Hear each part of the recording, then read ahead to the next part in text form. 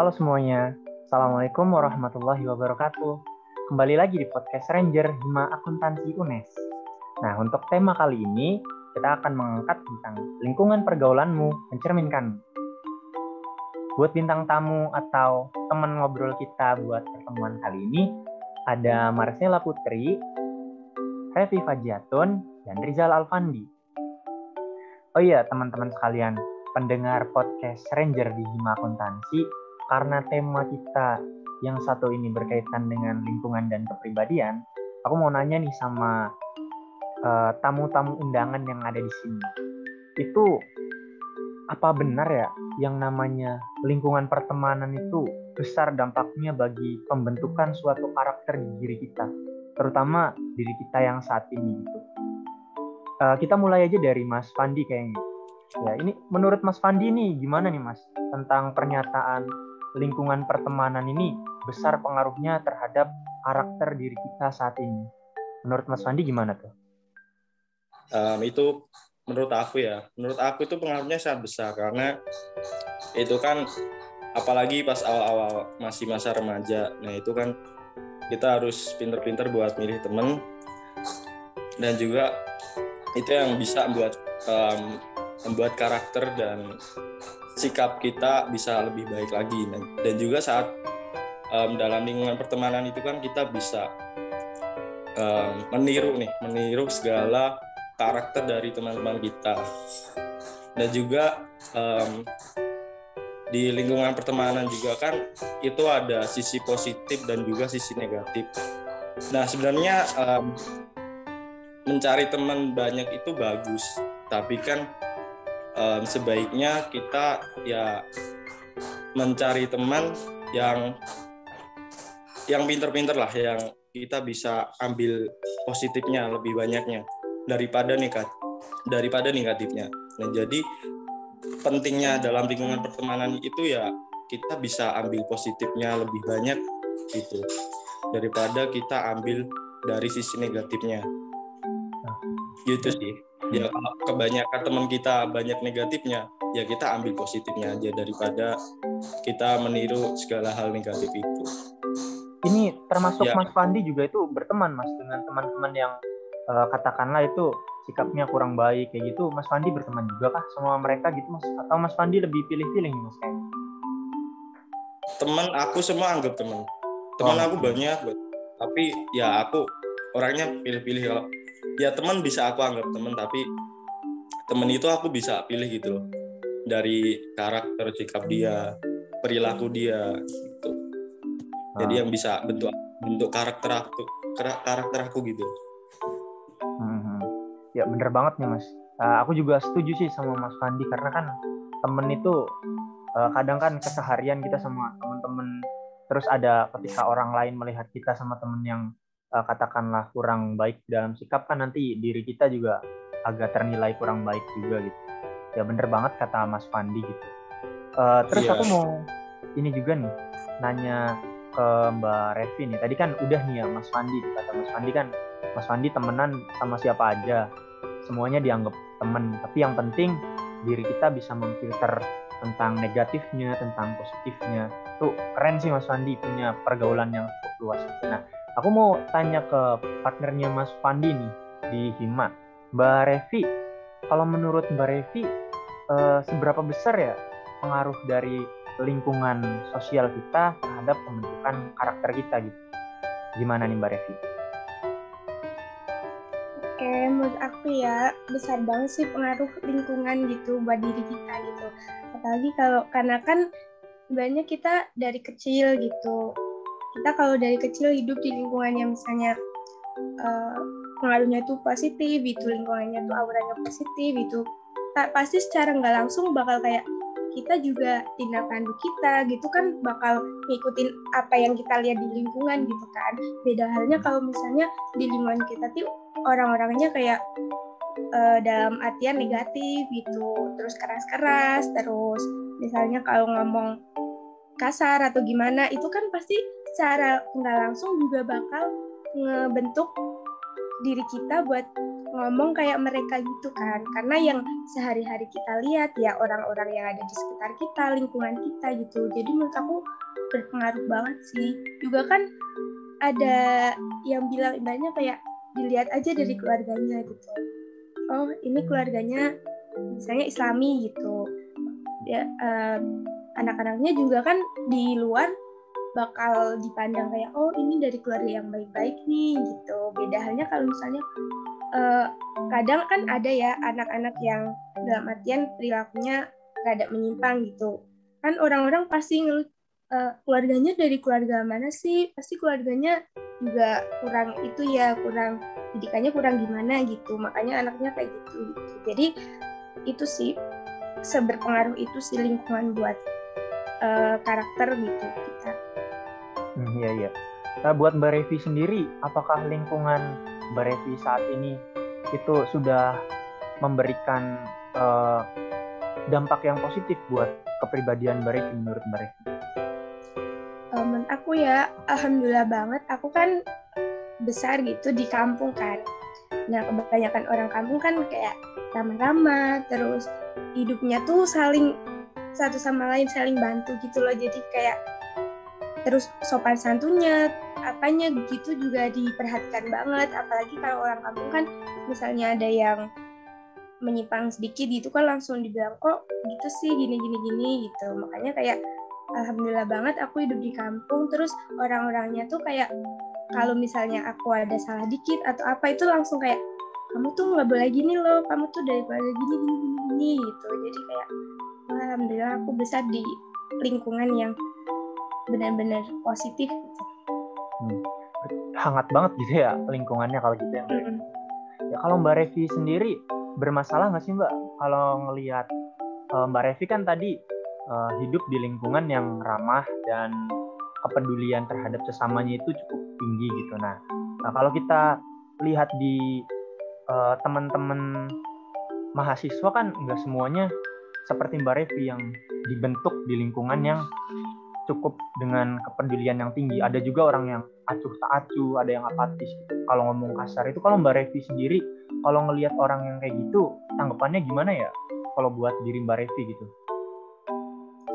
Aku balik lagi ke orangnya sih, maksudnya kayak misalnya nih ada temen ngomong kasar, ya dilihat gitu, oh ternyata emang dari bawaannya dia emang ngomongnya gitu, bukan karena ada maksud gimana gitu, tapi emang dari kebiasaan gitu. Ya paling dibilang sih kan karena ada gitu temen yang suka bercandaannya kan kadang itu ya, ada orang yang bercandaannya tuh menurut dia biasa aja gitu, tapi ada menurut orang kayak keterlaluan gitu. Ya udah dibilang aja. Mungkin apa namanya maksud dia bercandaan gitu, tapi kan dilihat juga lawan mainnya gitu, siapa yang diajak bercandaan gitu. Mungkin kalau kayak aku gitu kan udah biasa ya kayak dengar orang temen bercandaan gitu kasar ya udah dia cuma bercandaan gitu, tapi bilangin aja sih kayak kan nggak semua orang paham gitu kalau itu tuh bercandaan gitu ya.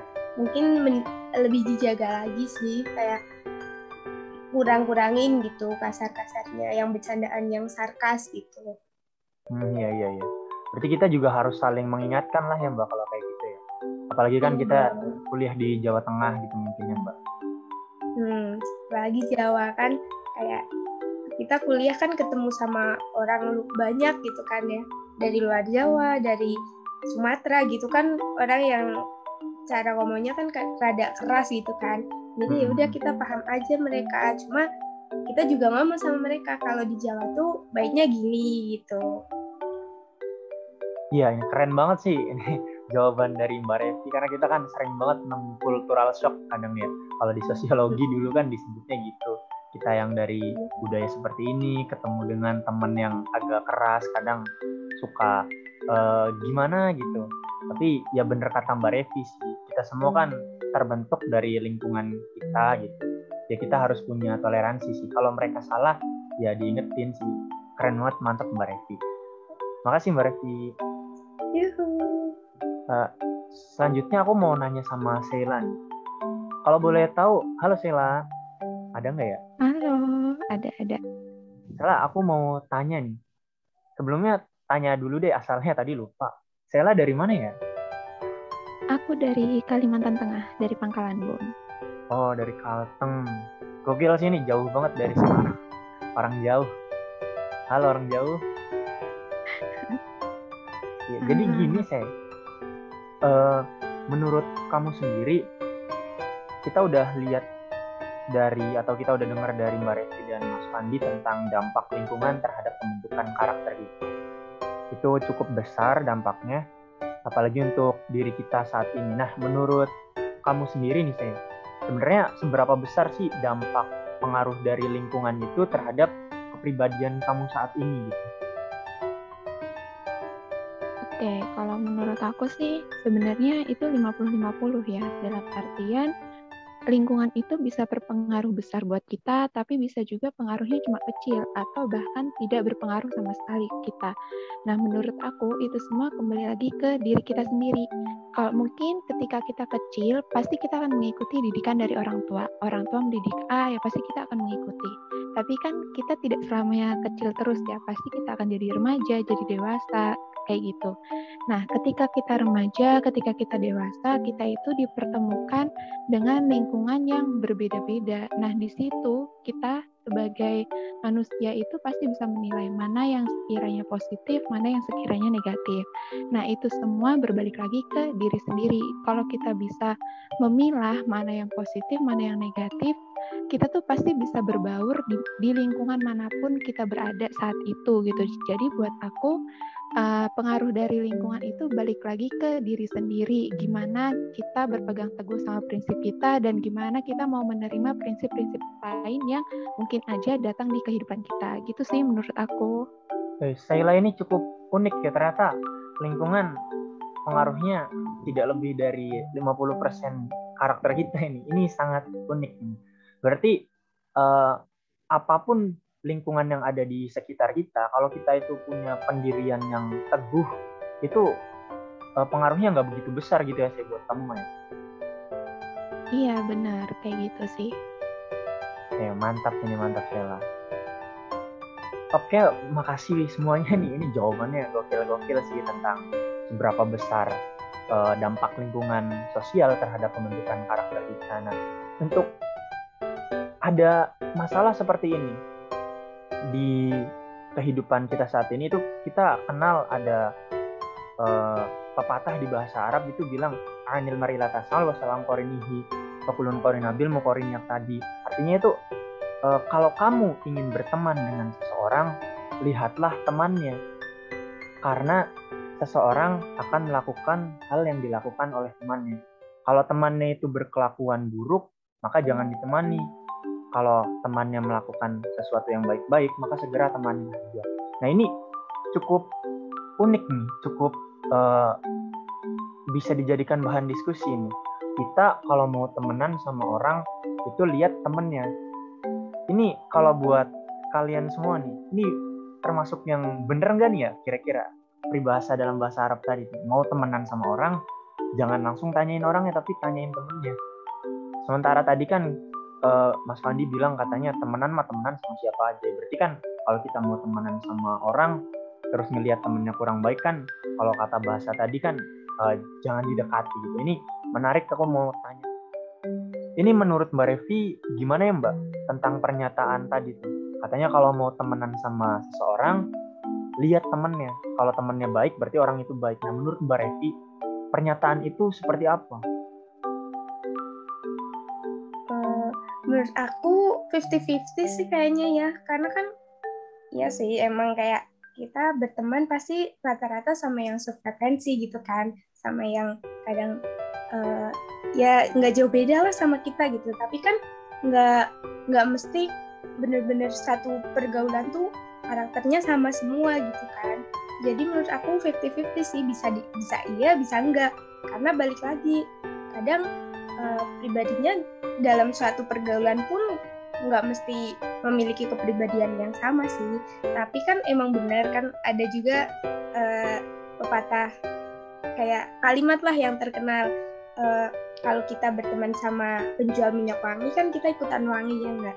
Jadi kan kayak mungkin orang bakal ngelihat kita dari teman kita gitu. Cuma nggak melulu dari luar aja gitu, juga harus tahu dalamnya gitu, karena kan ya pribadi kita juga kan pasti beda gitu sama teman-teman kita gitu sih. Ya berarti ini menarik ya Mbak. Berarti kita juga tadi ya kembali lagi harus pinter-pinter milih lingkungan pertemanan kita supaya nanti juga kita bisa dipandang lebih baik gitu ya Mbak. Itu bener nggak tuh Mbak kalau kayak gitu tuh Mbak? Bener dong, karena kan sebenarnya kayak kita membangun suatu pertemanan ya harus yang positif dong, biar nggak cuma pergaulan kita aja yang dipandang positif gitu, kitanya juga ikutan kayak oh iya nih ini baik gitu anaknya, karena teman-temannya juga bisa dilihat dari teman-temannya juga baik-baik gitu. Tapi balik lagi belum tentu juga kita berteman-teman orang baik kita juga sebaik mereka gitu kan, belum tentu. Terus Iya, jadi bener balik banget, lagi ke diri kita, bisa menempatkan diri kita sebaik mungkin atau enggak gitu. Iya, keren-keren banget Mbak. Nah, makasih Mbak Revi. Aku mau tanya ke Sheila juga nih tentang pepatah tadi tuh. Kalau buat Sheila sendiri gimana ya? Apakah kita kalau mau berteman dengan seseorang itu lihat temennya dulu itu suatu hal yang benar, atau menurut Sheila ini gimana ya? Oke, kalau menurut aku itu 50-50 ya. Karena buat aku pernah baca kata-kata tuh kayak gini. Tapi aku lupa ini yang ngomong siapa dan di mana. Intinya kata-katanya itu bertemanlah sama siapa saja, tapi pilihlah beberapa untuk menjadi teman dekatmu gitu. Nah, kalau menurut aku ketika kita mau memilih teman, kemudian kita harus melihat lingkungan atau teman si X ini sebelumnya, bisa sih seperti itu, tapi cenderung lebih untuk memahami karakter dia seperti apa gitu, untuk memahami dia itu temperamennya sama hal apa sih, dia itu sukanya sama apa sih. Nah, jadi ketika kita memutuskan untuk oh dia nih bisa nih jadi teman dekat kita. Nah, jadi ketika ada hal yang tidak enak, ada hal yang sedikit mengganggu di dalam pertemanan itu, untuk mengingatkannya itu kita bisa sesuaikan. Misalkan ya, dia nggak suka kalau ditegur dalam keadaan kondisinya tuh ramai, lagi banyak orang. Ya berarti kita harus mencari waktu di mana kita bisa berbicara berdua dengan dia untuk ngasih tahu hal-hal yang mungkin yang dia lakuin ke kita itu tidak mengenakan buat kita. Jadi kita bisa ngasih tahu ke dia kayak gitu sih kalau buat aku. Iya. Tapi kalau secara umum nih ya, kalau kita ini kan nggak mungkin ya kita mau kenalan sama seseorang terus kita stalking sampai ke akar-akarnya, itu kan jarang ya orang yang kayak gitu. Secara umum aja gitu, kalau kita lagi memandang seseorang gitu, yang besar pengaruhnya nggak sih temen itu, sebuah temen gitu untuk menilai seseorang gitu? Cukup besar nggak tuh saya? Kalau buat aku sendiri enggak, karena buat aku ketika dia berteman itu kan pasti ada rasa suka dan tidak sukanya ya. Kita nggak pernah tahu apakah yang dia sampaikan itu benar-benar pure hasil dari pertemanan yang dia dapatkan gitu. Karena kadang kalau kita nanya ke dia, kita berharapnya kita bisa dapat informasi yang sebenarnya gitu, tapi ternyata malah informasi yang dia kasih itu sebenarnya informasi yang dia buat-buat gitu, dan akhirnya membuat kita tidak mau berteman gitu. Nah, jadi menurut aku balik lagi, bertemanlah sama siapa aja, dan dalam pertemanan itu, itulah waktu buat kita untuk memahami masing-masing dari mereka yang akhirnya kita bisa mendapatkan teman dekat gitu. Oke, keren banget ini Sheila. Berarti Sheila ini termasuk orang yang selektif dalam memilih teman. Nggak cuma lihat dari covernya doang, tapi harus tahu dari dalamannya juga kayak gimana. Makasih Sheila. Nah, mungkin Mas Fandi udah bisa jawab, Mas? Iya. Oke. Iya. Tadi mungkin Mas Fandi ada. Itu Iya. tadi menurut Mas Fandi gimana itu, Mas? Peran seorang teman itu bagi seseorang itu, kalau kita mau berteman itu, apakah kita melihat temannya yang kurang baik, nanti orang yang mau kita deketin itu kelihatan kurang baik juga, itu apakah besar banget tuh mindset seperti itu ketika Mas Fandi ingin berteman dengan seseorang? Ya, tentunya itu pasti berpengaruh banget ya, ada self diri kita masing-masing. Sebenarnya berteman dengan semua orang itu bagus, asalkan kita bisa mengambil hikmah dari orang itu. Dan juga berteman dengan semua orang itu tergantung dengan kondisi dan keadaan yang saat kita berteman dengan orang itu. Dan juga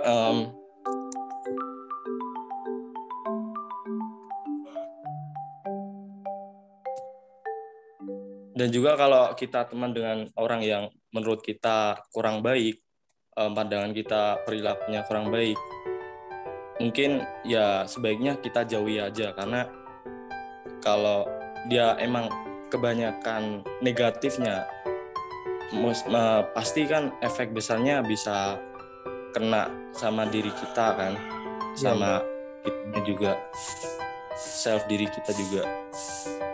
Tapi asalkan kalau berteman dengan dia ada sisi positifnya, kita kan bisa ambil segala kayak pengalamannya itu, dia ada apa aja sih, nah kita bisa ambil itu juga ya, tapi jangan diambil negatifnya sih. Itu sih. Oke Mas Andi. Ya aku juga cukup setuju sih. Kita lebih selektif juga gitu. Ya memang awalnya cuma menilai dari cover, tapi kan tidak bisa hanya cover saja gitu. Jika kita memang serius pengen menjalin hubungan lebih dalam dengan seseorang. Ya mantap banget sih Mas Andi. Ya kemudian seperti ini, kita kan sedang ada di HIMA. HIMA ini kan sebuah organisasi kemahasiswaan yang kita tahu mahasiswa itu terkenal dengan sebutannya di dunia luar sana itu tentang perannya sebagai agen yang menimbulkan kebermanfaatan. Nah ini di HIMA kan kita kan agak jarang ya, apalagi turun ke jalan, terus memberikan sosialisasi kepada masyarakat, ini kan jarang nih. Aku mau minta pendapatnya nih, kira-kira gimana ya sebaiknya HIMA dan bagaimana ya lingkungan HIMA ini? Mungkin ini bisa dijadikan sebuah inovasi di HIMA akuntansi nih. Oh itu kayak program KKN gitu loh, namun itu lingkupnya di HIMA. Jadi kita dari organisasi HIMA itu mengabdikan ke masyarakat gitu. Jadi kita bisa belajar gitu loh, belajar dari awal gitu. Nanti kan kita bisa terapkan di pas kita nanti jumpa di KKN gitu. Ada gambaran tersendiri gitu. Dan juga kita bisa belajar dari masyarakat itu, apa saja yang bisa kita ambil. Nah, nanti kita bisa terapin buat esok ke depannya gitu. Ini keren sih ini. Ini Kahim akuntansi harus denger nih Mas Abbas. Salah satu masukan dari kami para fungsionarisnya ini. Mantap. Iya, tapi kan tergantung kondisi kan. Iya. Ya mungkin kalau itu offline bisa tuh ya Mas, seperti itu kan ya Mas. Iya, bisa dilebihkan di sosialnya itu. Kita kan sosial mungkin masih kurang banget. Kita lebih ke akademik buat ngurusin di kuliah, bantu mahasiswanya gitu. Iya. Nih mantap sih, mungkin bisa dirumuskan untuk kedepannya suatu program kerja yang keluar ini. Keren. Sebenarnya bukan, cuma ada gambaran aja. Ya mungkin podcast kita pada kali ini cukup sekian saja ya, karena waktu yang sudah terlalu panjang juga. Tapi aku mau satu lagi nih, kasih closing statement buat semua teman-teman yang hadir pada podcast ini. Tips dong, gimana sih cara memilih lingkungan yang baik? Mungkin dari Sheila dulu. Sheila, gimana? Apakah punya tips untuk memilih lingkungan? Oke, apa ya tipsnya? Dari aku sih ya berteman sama siapa aja, tapi pilih-pilihlah mereka yang sekiranya kamu percaya untuk bisa sharing kehidupan kamu gitu. Mantap. Oke, selanjutnya dari Mas Fandi nih. Apa Mas Fandi punya tips untuk memilih sebuah lingkungan? Tipsnya berteman dengan semua orang itu sebenarnya baik, asalkan kita bisa ambil sisi positifnya dan kita bisa ambil segala yang ada segala positif yang ada di teman itu. Mantap Mas Wandi. Gimana Mbak Revi, apakah ada tips? Tipsnya apa ya? Sama sih kayak Sheila sama Fanny ya. Berteman itu boleh sama siapa aja, tinggal bagaimana kita menempatkan diri kita dalam pertemanan itu gitu. Oke, makasih Mbak Revi, makasih semuanya yang udah nyampein gimana sih tips buat kita semua ini memilih sebuah lingkungan yang baik untuk membangun karakter dalam diri kita. Mungkin podcast kali ini aku sudahin aja sampai di sini. Terima kasih atas kehadirannya dan terima kasih atas atensinya. Jaga kesehatan di daerah masing-masing. Semoga kita tetap sehat walafiat dan kita masih bisa menjalankan aktivitas seperti biasanya. Mungkin akhir kata aku tutup. Wassalamualaikum warahmatullahi wabarakatuh. Waalaikumsalam. Waalaikumsalam warahmatullahi wabarakatuh.